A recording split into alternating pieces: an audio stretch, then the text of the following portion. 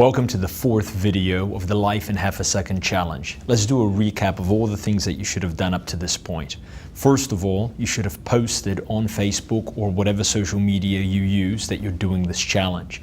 You should have found a goal buddy that you can do this challenge with that's watching these videos and that you're meeting with now on a regular basis. You should have also identified some of the negatives in your life, in your career, and your business to get to the heart of the things that you really care about, and from those, created precise goals that address these negatives. The reason to do that is because you need goals you care about, goals that you're not going to abandon. You need to also begin reading how-to material, whether it's blogs, whether it's listening to podcasts, watching videos, or books on how other people achieved the goals that you want to achieve. And lastly, you should have identified someone that has done what you want to do and reached out to them. Ideally, already even had a meeting with them. So who's someone that has accomplished a similar goal or the exact same goal that you can meet and find out how they did it?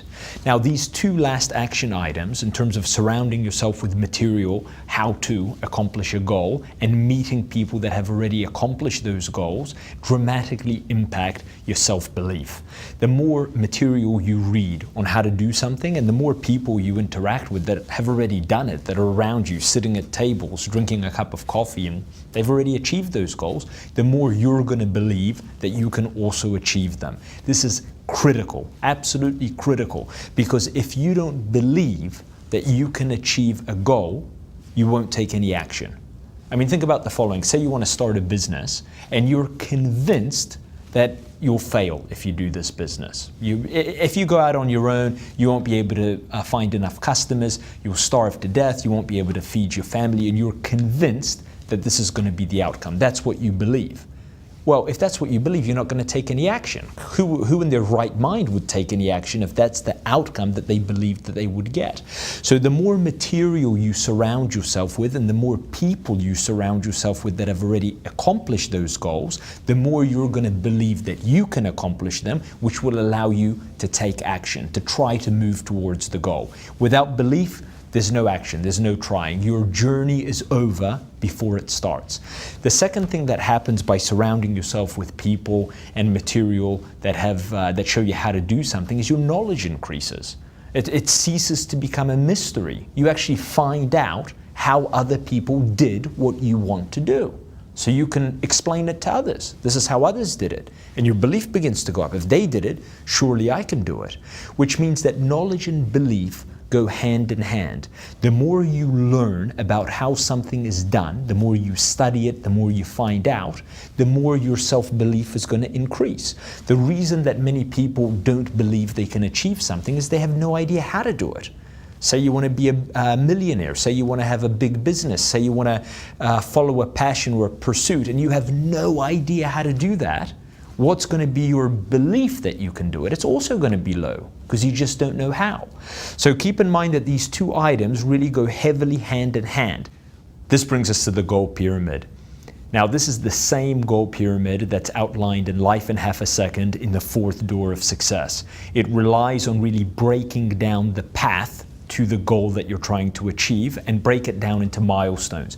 What are the small things you have to achieve? Small milestones that lead you to the medium-sized milestones, that lead you to the large milestones that will finally enable you to reach the goal. It's the exact same template and the exact same approach that's outlined in the book. Nothing is different.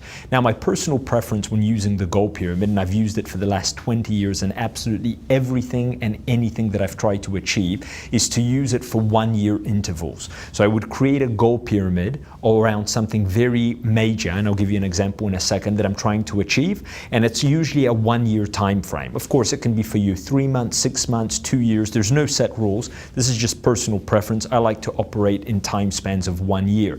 And I make sure that the goal pyramid that I've created is in line with the general direction that I'm heading. So let me give you an example.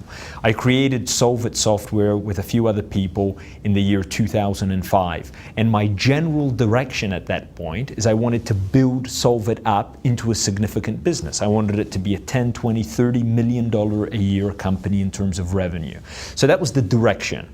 But my first goal pyramid wasn't to create a $10 million company. That's ridiculous. I'm sitting at home without any business. Was to actually, the top of the goal was to have a customer. That was the first goal pyramid. The first year of the company's existence revolved around a goal pyramid where the pinnacle, the top, was just to have a customer.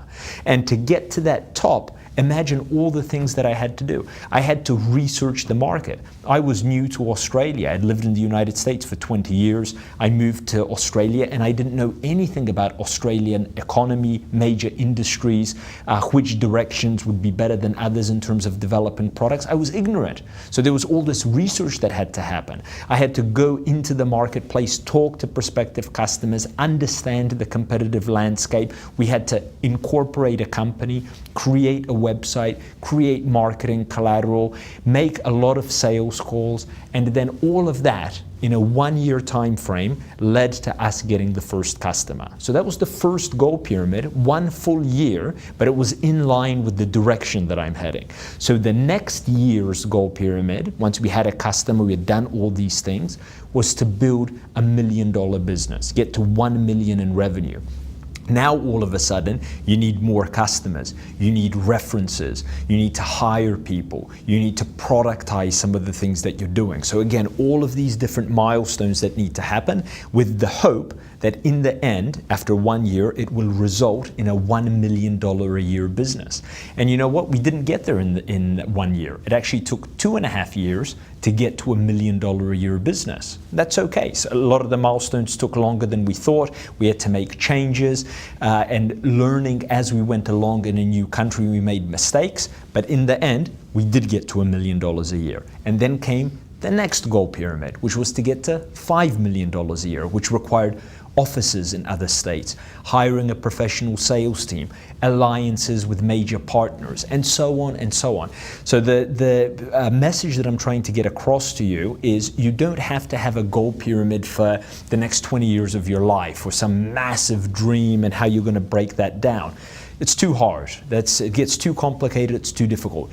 Just create a goal pyramid that is in line with your general direction. So say your general direction is you want to become an entrepreneur. That's the direction. You're in a job, but you want to become an entrepreneur.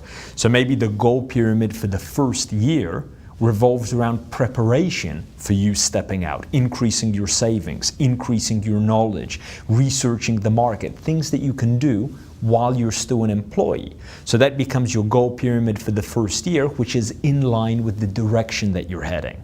And that brings us to the first action item and the only action item that I'm going to ask you to do in this particular video.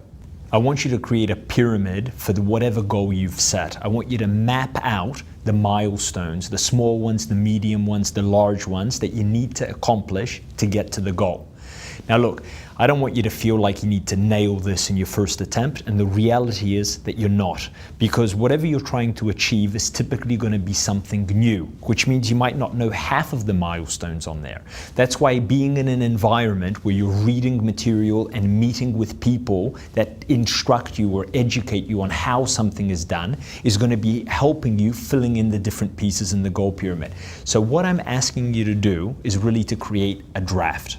Not to sit for weeks on end and make the perfect pyramid. Just create a first draft, just something that you can put on the table and discuss with your goal buddy. This is how I'm thinking in terms of going about achieving my goal. Something that's physically now on a piece of paper with the various milestones, and let's call it version 1. When I was learning about book promotion, it took me 4 to 5 months to finalize the goal pyramid for that process. Why? Because I didn't know what the steps were. I told you earlier, I had to educate myself on all of these new worlds in social media, in the way books are promoted, viral marketing, and so on. Those are concepts and things that really I didn't have a lot of exposure to in the businesses that I had run before. So I'm never discouraged by creating a pyramid and the first draft has a lot of blank holes in them. At least I've started. The first step is now on the piece of paper in terms of demystifying the path that I need to take, the journey that I need to go through to get to my goal. Absolutely critical. So view this as the first draft, discuss it with your goal buddy, keep learning, keep being in an environment with books and podcasts, videos, people that increase your knowledge base, that will be able to fill in some of these missing pieces for you. Create a second draft, create a third draft. And at some point, it might take you a week, it might take you half a year, you'll have a structure that you're confident that this is really the path to success. This is really what I need to do to get to the goal that I've set for myself. So this is your only action item from this video. It is the only concrete thing that I want you to do. Create the first draft of your goal pyramid. Not the final thing, not a polished, super duper 20-year plan around all the things that need to happen.